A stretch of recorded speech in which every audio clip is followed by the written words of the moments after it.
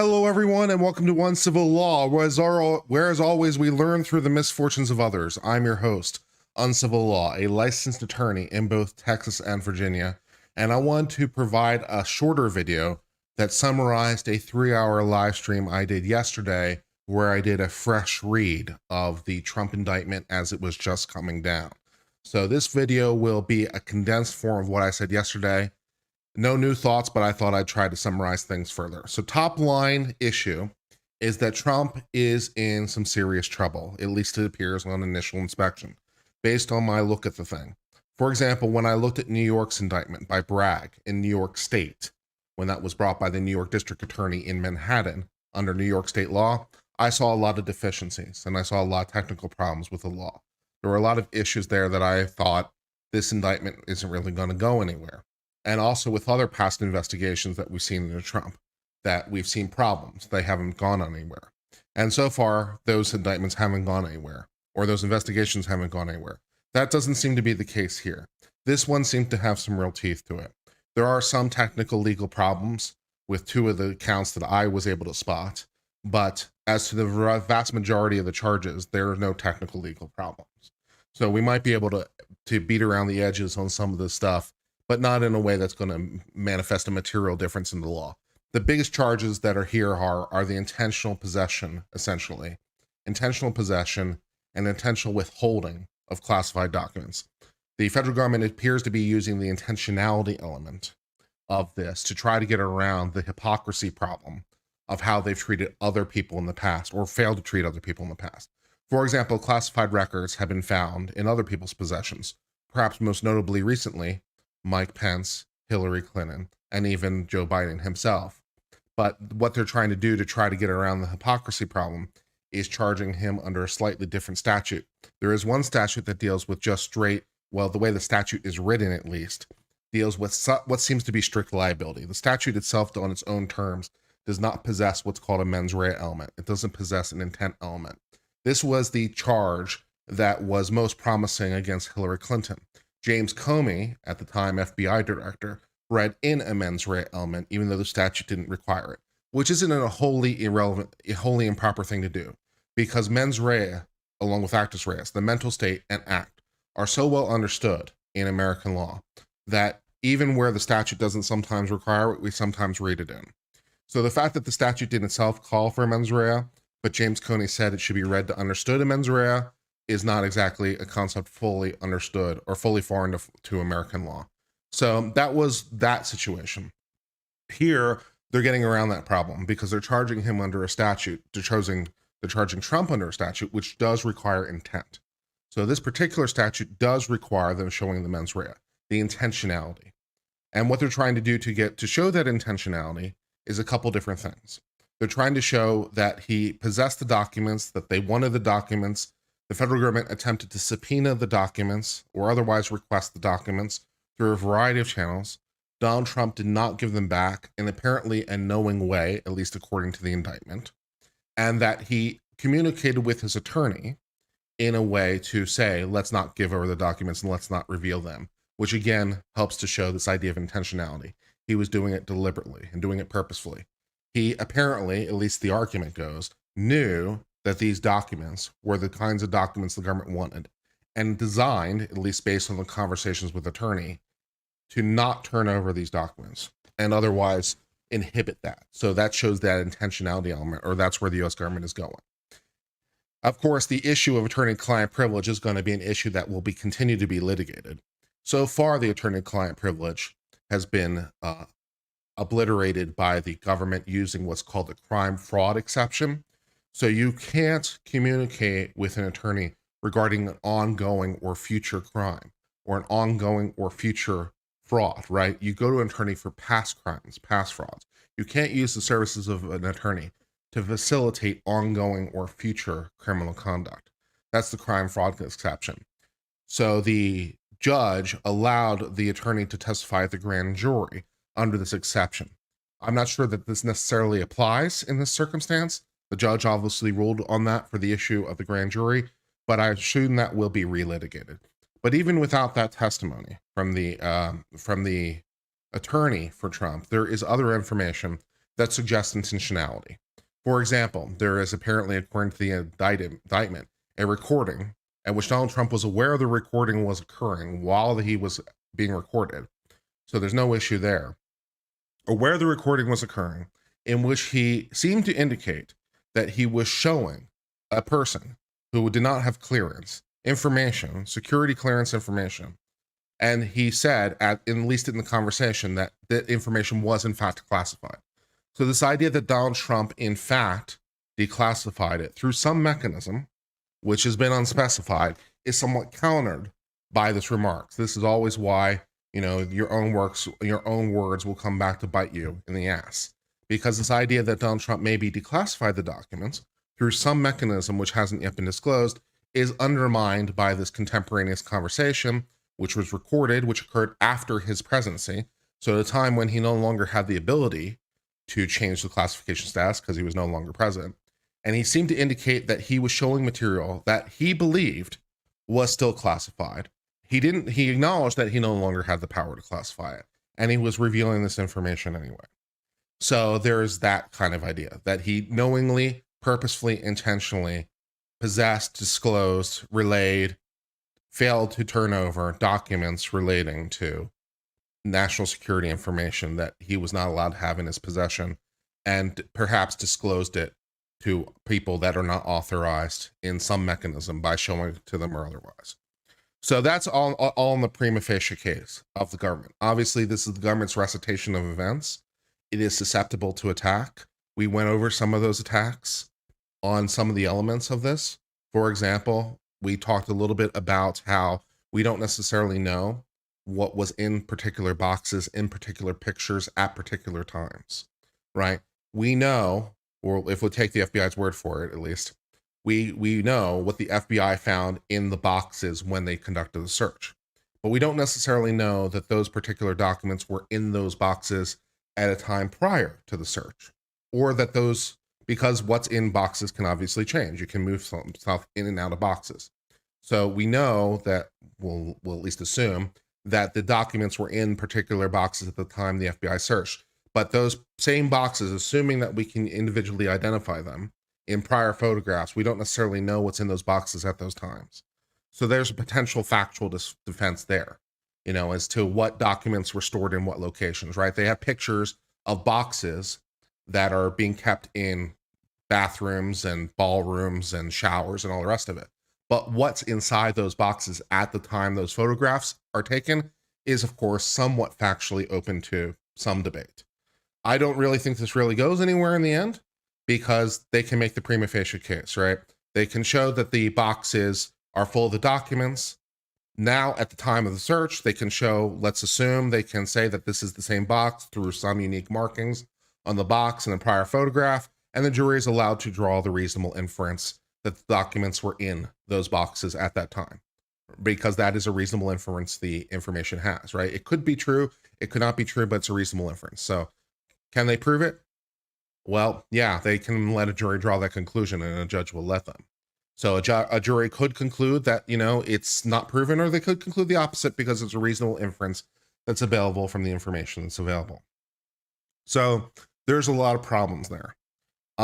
So avenues for Donald Trump here in terms of the legal analysis, if you take like the worst case scenario of the available information that appears to be from the indictment, if you take the worst case scenario of what the government proves, things are not looking very good for Trump, and his available legal defenses don't look very promising.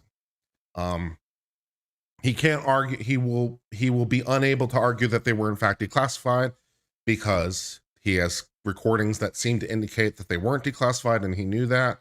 Because of conversations with his lawyer, they can show the intentionality to withhold those documents, lie about those documents, conceal those documents, produce false statements to the federal government, and so forth and so on. So if you assume the worst case from the available information, Donald Trump is in a lot of trouble. And I can't really, although I can think of some issues around the edges that we've sort of discussed, I don't really have high hopes for those really going anywhere in the end. So my best assessment of things is Donald Trump can delay. I think, for the moment, because some of the stuff that I'm alluding to can certainly be used to stall the process, extend discovery, allow for more time to be exposed, and so forth and so on. Can he stall all the way up until the election date? I don't know about that. That's a lot of stalling between now and then. So I wouldn't remain super duper confident that he can stall all the way until election. So the odds of this going to trial before election, of course, he could try to use the election as a reason in and of itself to try to stall the process. So if he can find a judge who's super favorable to him, like because as we get closer and closer to election day, it would more and more taint the process of the election. He can try to use the argument the election in and of itself is a reason to stall. I don't know how that argument would go over, but I wouldn't want to bank on it. So that's real problematic, I think. So the odds, I think, are not good. They're not looking plus right now. And I think that he's in a lot of trouble and might be able to get around some of the edges on some of this stuff. But, on the whole, it's not looking really good. So I think his best defenses at the moment are more in the aspect of political rather than legal. Unfortunately, because they're political rather than legal, you can't really bring them into court because they're not legal. They're not really legal defenses. To some minor degree, you can try to convert them into legal, but that will at best stall. It won't really get you to where you want to be at the end of the day. So what good is the political defense? Well, the good of the political defense is in the nature of the political. Assuming, that things go really, really well for him in the political domain, he might be able to convert this into outrage for the right wing. He might be able to use this, depending on how well he's able to sell the idea of unfair treatment, selective prosecution, the fact the government was always getting after him. He might be able to use that to get some people who perhaps didn't vote for him in the past to vote for him in the future. People who are skeptical of governmental power and stuff like that. So it might help him in sort of his political aspirations. Also, to the extent that he looks more and more viable as a political candidate, that may help him in, again, the idea of stalling the legal process while the political is ongoing. So if he looks more and more promising as a political candidate, a judge may be more and more inclined to potentially stall the process while the political process plays itself out to prevent the one from bleeding into the other. So it could help him in that respect, although I wouldn't want to bank on it. Of course, even if he is convicted, it doesn't necessarily preclude him from being elected. So because it is not a disqualifying condition. So he might be able to be elected even if he's convicted, even if he's sentenced. So that's interesting. And of course, if he is elected, it'll be very beneficial to him because as far as I'm concerned, the president of the United States has unilateral authority to pardon anyone he wants, including himself. This power, incidentally, also belongs to Joe Biden because it's not a special power Donald Trump would have. As far as I'm concerned, Joe Biden can pardon anyone of any federal crime, including himself, and the same is true as Donald Trump. It's in the nature of the power to pardon, as far as I read it. So if he's elected, or if a Republican is elected, then they can moot this through that part of the process, which will piss everyone off. But of course, no one on the Republican side will care. So this is by far and away the best process so far. I continue to think that the thing in New York doesn't really go anywhere. There are a lot of legal problems with it. Of course, there's still the investigation into the whole Georgia interference thing. Insufficient information at this time to adjudicate that. It depends on exactly what Trump said and exactly how he said it and how that's perceived. So until we have an indictment which might include that information, it's a little bit hard to adjudicate. Like it really depends on exactly what was said and understood by the varying parties that are there. So that is sort of what's going on. So not great news for Donald Trump. He's in a very negative position right now. He has said things on tape that appear to undermine his position that the documents were declassified by some process, whatever that is. So that argument appears to be severely forestalled at best. I suppose he could try to take the stand and try to undo that, but do you want to put Donald Trump on the stand? Because I don't see any way that ends well. And other legal arguments are not availing. He can try to use the selective prosecution, unfair treatment thing. That might buy him some time, but it's not going to work legally. It's not going to get him to where he wants to be legally, because of the way that the DOJ has brought these charges. So I think that things are not looking great, and I would be a bad legal commentator if I told you anything other than what I really thought. So that is my best assessment. The day after the indictment, after I did a 3-hour live session, and as I slept on it and as I thought about it, things are not looking great. This is fundamentally the same thing I said yesterday, just in fewer words. So that's where we're sitting right now. So I'll take a few minutes to answer your questions, or if there are any questions about this. Did other holders of classified documents cooperate when they were discovered? Sometimes, yes. Pence did, to the best of my knowledge. Biden did, to the best of my knowledge. Hillary Clinton, less so. Hillary Clinton arguably also obstructed justice because she used a piece of software to delete information from her computer by overwriting the bits. She used some sort of disk software to physically to overwrite the bits so they couldn't be retrieved, which is destruction of evidence and obstruction of justice. So Pence, yes. Clinton, less so. But they were charging her. They weren't charging her. They were charging her with respect to the classified documents under pure negligent handling, which is different from different than Bush, or different than Trump. So maybe she's better at hiding her tracks. I don't know, but that's where we are.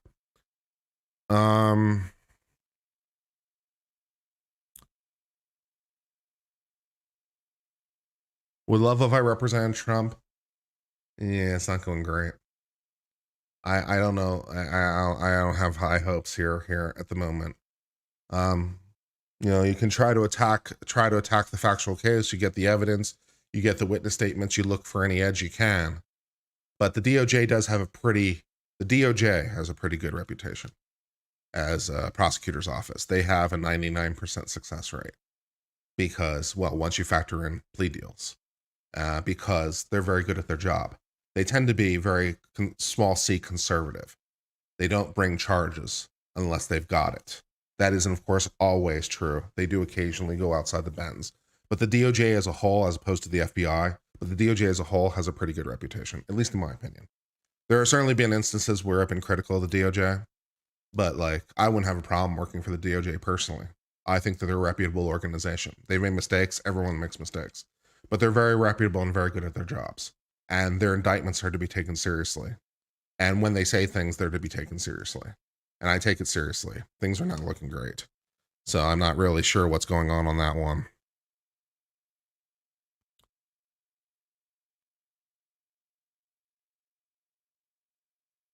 The Presidential Records Act is irrelevant here. The Presidential Records Act deals with presidential records. These are not presidential records because they're not these records are not created by the president. These records are created by other apparatuses of the government. So they're not presidential records. These are classified materials that were created principally by various other intelligence agencies. They are not presidential records because they were not created by the office of the president or even the White House. So the Presidential Records Act is irrelevant as to that aspect. It's relevant potentially as to how the materials were to be turned over to the government, but it's irrelevant in the criminal aspects that we're talking about. So I don't see how I could use the Presidential Records Act as a basis here.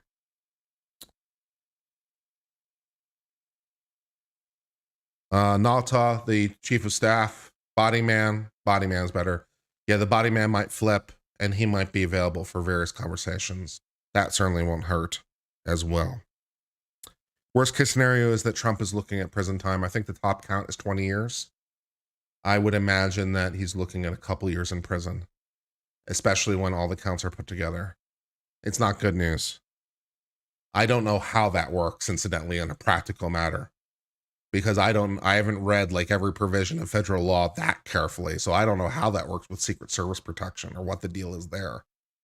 So I don't know how that works. We have a lot of steps to go between here and there, so I don't know.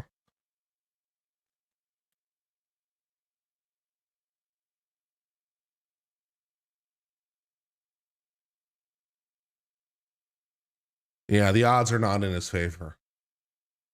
Yeah. I'm somewhat more inclined than some of you may be to take the DOJ at face value, because the DOJ can typically be taken at face value. They tend to be very, very good at their job. So, yeah. That isn't to say that they're always perfect, but one would imagine on this case in particular, they were more inclined than normal to particularly cross their T's and dot their I's. So, yeah, I wouldn't bank on the DOJ being incompetent in this particular case. It's possibility, but I wouldn't go into it with that expectation. If that turns out to be the case, then it will work as a pleasant surprise. But yeah.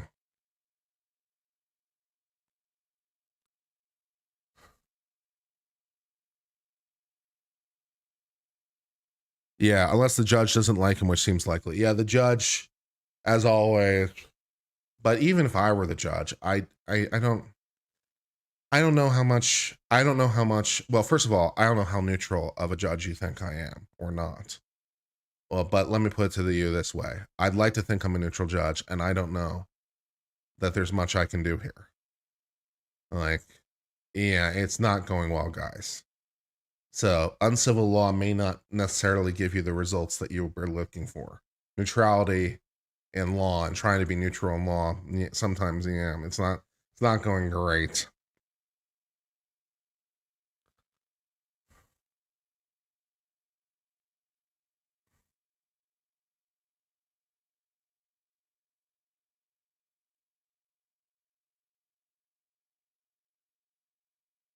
Who appointed the special counsel initially?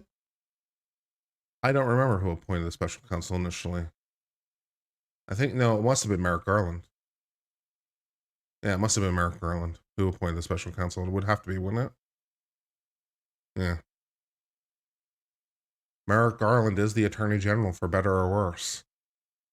So, there's that. Yay. Does Chevron deference help? In what respect? No, not really. And to the extent it would go against Trump, not for him. Are all presidential pardons public? I've never heard of a secret one. So I'm going to say yes until I'm aware of one that otherwise. Also, a pardon wouldn't help him because the crimes that are in question occurred after he was president. Trump, if your question is maybe Trump secretly pardoned himself, it doesn't matter, because Trump would only be able to pardon himself while he was still president. He'd be only able to pardon himself up through noon on January 20th of 2021. These crimes occurred after that date. So even assuming that there's some secret pardon, it's irrelevant. It can't cover the time period. The crimes wouldn't have occurred yet. Can't Biden just give himself a pardon for all past crimes, all federal crimes? Yes. Yes, Biden could give himself and Hunter Biden a pardon for all past federal crimes, as far as I'm concerned, yes. Did this special prosecutor case get struck down by 9-0 by the Supreme Court? I'm not sure about the case in which you're speaking about. I don't know what case you're referring to. There have been many different special prosecutors. Perhaps you're thinking of a different one.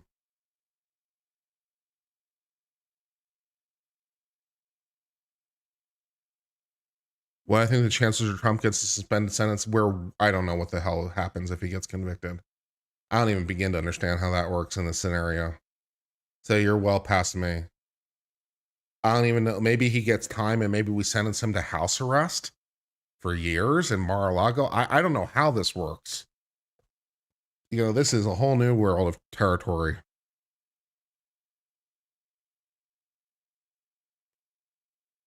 Are pardons an acceptance of guilt? Depends who you ask. There's language in a U.S. Supreme Court case that strongly implies the answer is yes. Depends who you ask.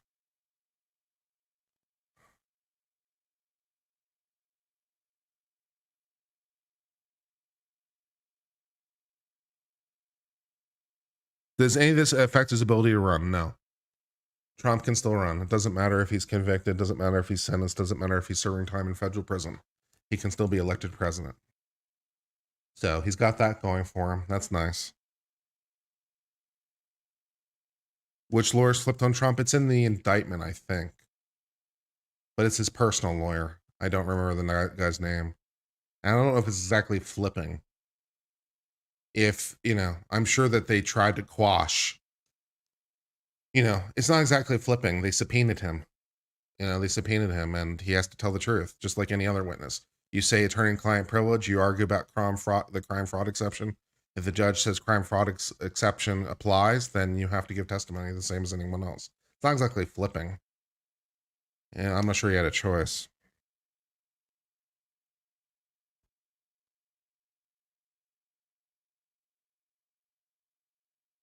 There is, in fact, still a special prosecutor assigned to the Biden case as well. That is true.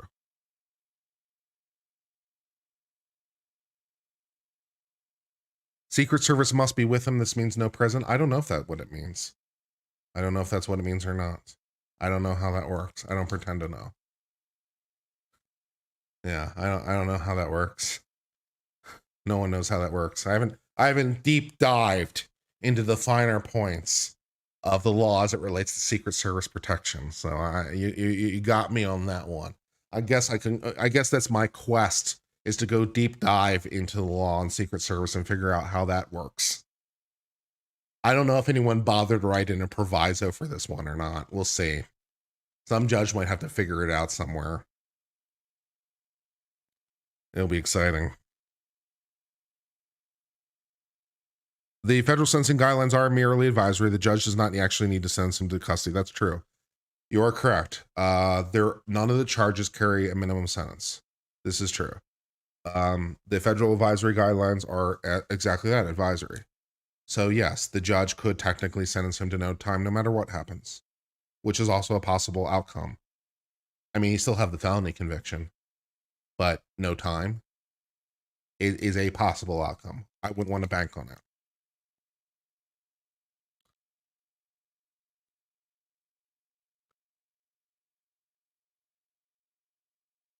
Compelled to violate privilege. Well, if you assume the crime fraud exception really does apply, then they weren't privileged. But of course, then you're assuming the predicate. So it will be fought over some more, I'm pretty sure.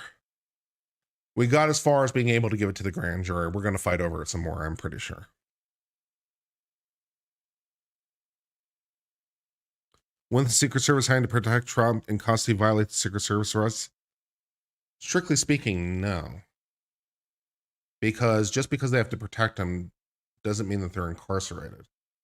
I mean, they take shifts, right? I mean, he's not surrounded by the same agents 24/7. They work on like shifts. They get to go home. Not any more than prison guards do, right? I mean, prison guards work in prison. They get to go home.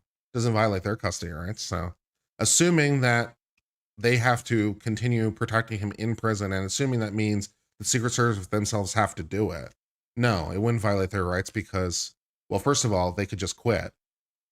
So they can't be compelled that way because they can just quit. And second of all, they can go home when they're done with their shift. So I don't know how that works. That's a whole nother discussion for far, far down the road. Sandra Ramirez gives a membership. Thank you very, very much.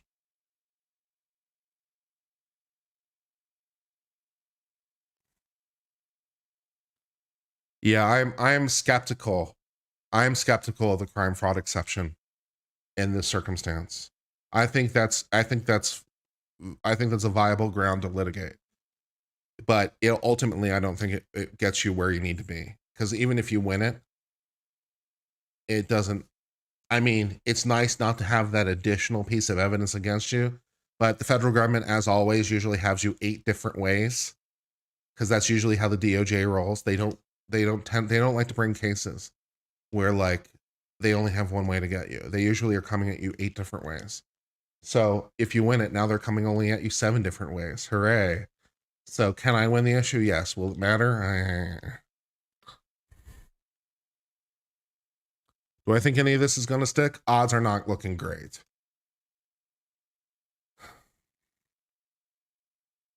Does the Espionage Act require intent to injure the United States? Not the sections he's being charged with. No.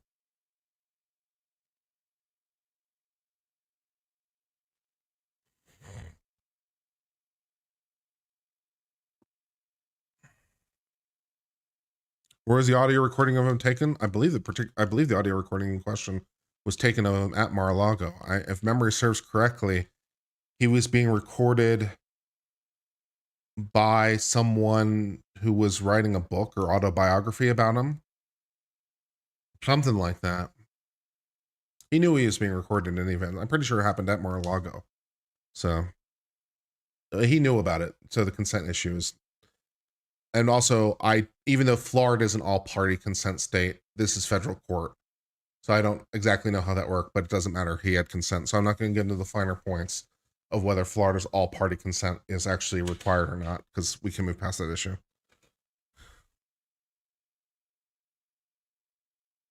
Are there any legal requirements for a president to declassify documents while in office? And can Trump just say he decided before leaving office? Are there any legal? I'm going to interpret it as, I'm going to interpret your question as asking me, are there any particular steps the president has to take to declassify? The answer is no. There is an executive order that says how to go about declassifying information, but the executive order doesn't apply to the executive. It's made up by the executive, and the executive can ignore it. So there is no particular mechanism that is required. And if you're the president, if you're anyone else, it's required. The president, no. That being said, he has to do something. Merely just thinking about it is not enough. It's the difference between intent and action. It's the difference between mental state and actus reus, right? It's also like the same reason that you can't be held criminally responsible for merely thinking about something. Merely thinking about something, merely forming the intent to commit an action is not sufficient to convict, because you need the action. In the same exact way, merely forming the intent to declassify is not enough. You actually have to declassify. What does that mean? Well, in the context of the president, it's a little bit vague, but you have to do something. You have to do something. And here, not only is there no evidence he did something, there's evidence from the tape that he specifically acknowledges that he didn't do anything. So it's not looking real good along those domains.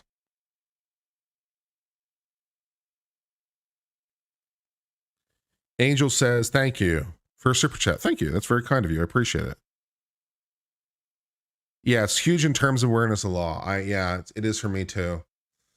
This is something obviously I'm going to spend even more time thinking about, of course, right? But I wanted to try to summarize things because yesterday was a 3-hour discussion, and I wanted to try to summarize things and reformulate my thoughts and put them together in a more cohesive package. So we had the first 15-minute, 20-minute intro to sort of do that, and now we're doing some questions. You think I need to read it again? What, your question?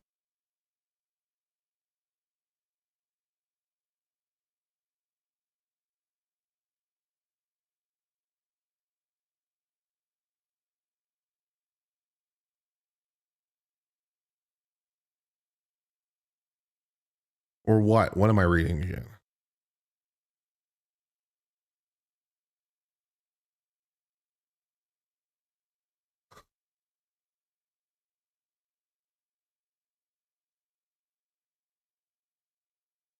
You could clarify the question if I misread it or misunderstood the question.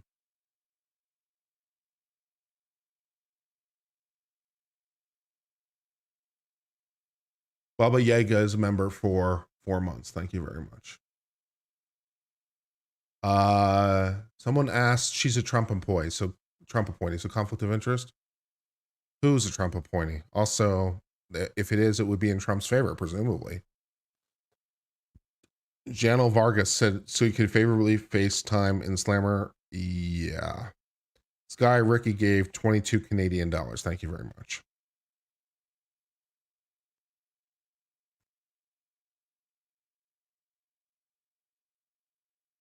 Could Trump have pardoned himself while in office and not make him public? Yes, but it would be irrelevant. Trump's power to pardon himself could only extend as far as his presidency, and these crimes happened after he stopped being president. So no secret pardon could possibly cover this territory.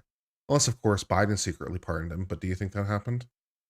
So did Trump secretly pardon himself? I don't know. It also doesn't matter.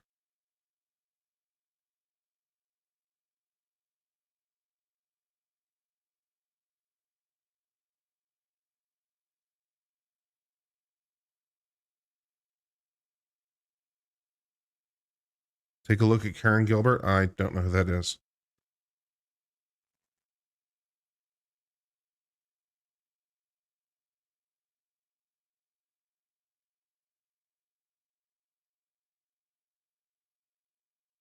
Rereading 18 Code Chapter 37. What, the entire chapter? I'm going to take a pass, but thanks.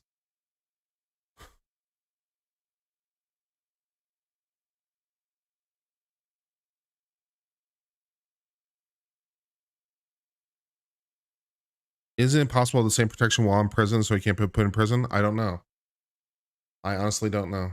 I don't know the answer to that question. Why is evidence being released to the public? It's really not. This is no more than, well, maybe a little bit, but it's fundamentally the same as any indictment. This is what you typically see in an indictment. It's maybe a little bit detailed differently, but not by much. This is pretty standard fare. Is what Trump did unconstitutional? I don't know. What did Trump do in this context? Also, no. Also, can the Supreme Court help him? Probably not. Not that I can immediately see.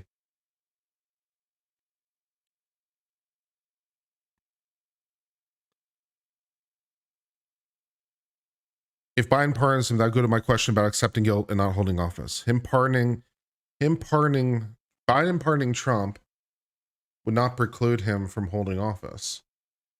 And whether or not it's an acceptance of guilt is a little bit in the eye of the beholder. There's language from the Supreme Court that says yes, but I'm not sure they meant it literally. So, depends how you read the case.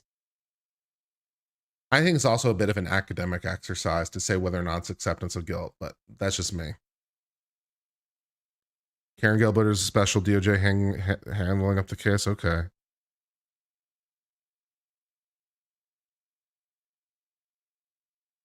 Well, I'm going to assume that, I'm going to assume she's reputable. I'm not going to go dig deep into it right now. If you want to dig deep into it and write a video about how Karen Gilbert or whatever her name is, the worst possible person ever, you knock yourself out. But I'm going to stick to the law on this one right now.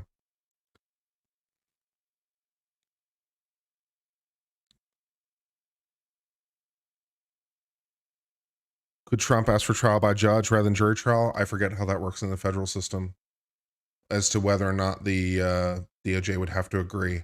Also, I can't imagine why you'd want to.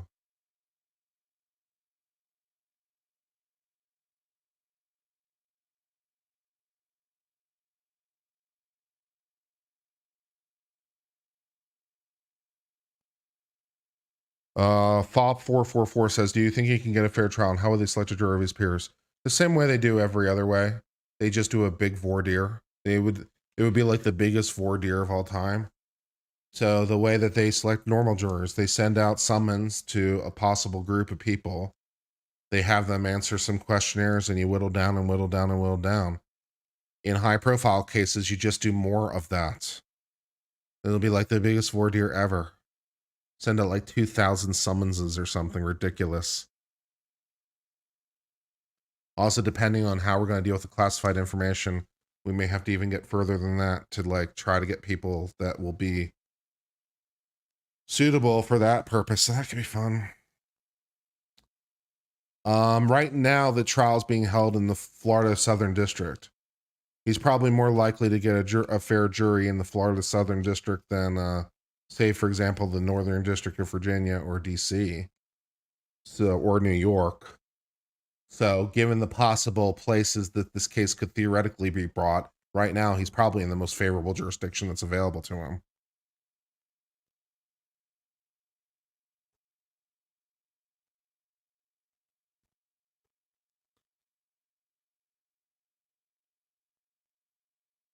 Yeah, all of Miami would be summoned.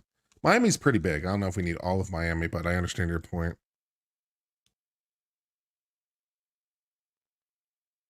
Maybe Legal Mindset will be on there, right? Is he still legally a resident of Miami? I don't know. Maybe he is. I don't know. Maybe we'll haul his ass back from Korea. That could be fun. Get him on the jury.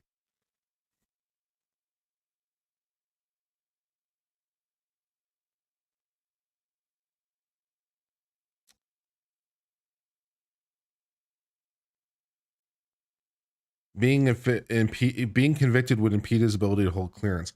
Typically, yes, but if you're the president of the United States, not so much, because you are legally, by definition, the original classification authority.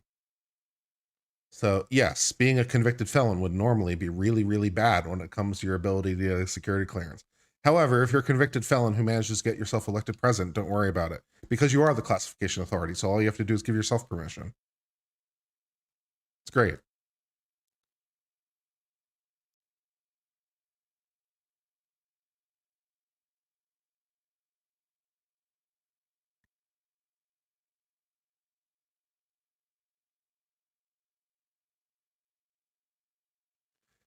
His best hope also, like for legally, is also like just groundswell support. You know, if people really get, you know, if people really come to his defense and he's really able to swing things in his favor in a way that might make the courts a little bit more hesitant. So if people really react to this in a very strong way in his favor, it might make courts a little bit more hesitant to act, or a little bit more cautious in how they're acting. Time. He needs to buy himself time. Do you think it's likely Judge Cannon will continue the case until after the election to avoid election interference? Who knows? Don't know. Not in the immediate future, but as we get closer and closer, who knows? Depends on a whole lot of details. Depends on how the timeline develops. I would not expect him to hold it now, but if Trump can buy himself enough time between now and then, maybe if he gets lucky, but I wouldn't want to bank on it. There's a lot of time between now and the election. So, yeah.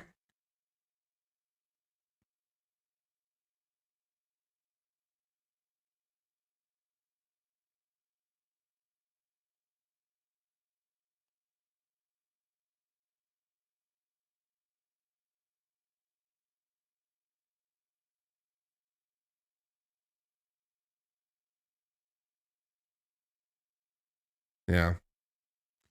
I think Trump's best hope really is public outrage. If he can get enough public outrage together, if he can get enough people to really be pissed about it, well, and if he can get himself elected, that'd be great.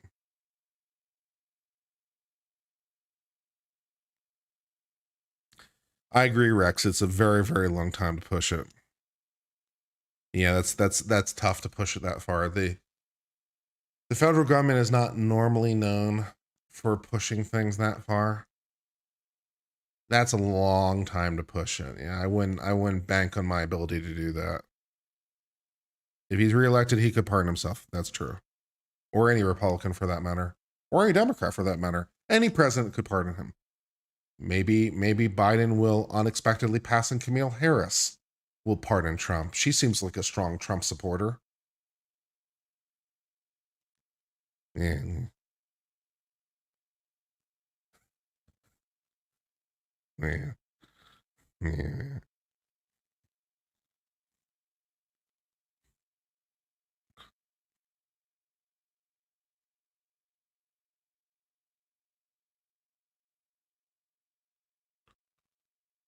All right. Well, I guess that's it for now. I did want to keep this relatively short, and 44 minutes was longer than I intended it to be, but most of that was Q&A.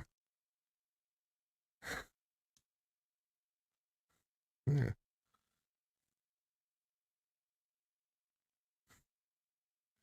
So I think that summarizes it. So too long didn't watch Trump's in real trouble. Signs do not look good. Legal defenses don't look good. Might be able to get some of the counts dismissed. Most of them probably not so much. Might be able to argue about the facts. Won't win. might be able to delay things. Can't delay it far enough. Signs are not looking good. Things are not promising. Can he be pardoned prior to conviction? Yes. As a matter of fact, he doesn't even have to be charged to be pardoned. Ford pardoned Nixon, and Nixon was never charged. So yeah, you don't even have to be charged to be pardoned. So yeah, if you want to pardon him now would be fine. That incidentally isn't always the rule in every state, by the way. I believe in Texas, the governor can't pardon until someone's convicted. And even then, it's not the governor himself. It's a board. It's a board that's recommended by the governor. So the governor himself can't do it directly. He has to get the board of pardons to approve it, and they can only do it once there's a conviction. But in the federal system, any time would be fine. Do I think things like executive privilege and lawyer-client privilege? I don't think executive privilege works. I'm not sure how executive privilege works because the time frame in question, he's not present, right? These are all things after his presidency. So I don't know how you get executive privilege into this because he's not the executive. So how can you have executive privilege? So I don't think there's any executive privilege, none that I can see. I can't see any executive privilege arguments. Attorney-client privilege, yes, they'll argue about it. Will he win? Maybe. Does it matter? Probably not that much in the end. But because they have other evidence in other channels, so they don't really need it. It's a nice bonus. So yes, executive privilege is irrelevant. The Presidential Records Act is irrelevant. Attorney-client privilege is relevant, but probably doesn't matter. Things are not looking great.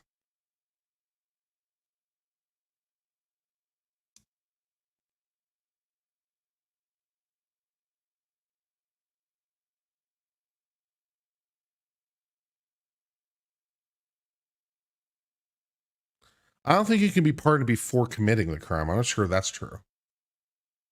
That's not a pardon. That's something else. That's like a license. If you're getting permission in advance to commit a crime, that's not a pardon. That's just a license. At that point, you're basically like a privateer or something. We're in a different section of the Constitution at that point. I don't think that's a pardon.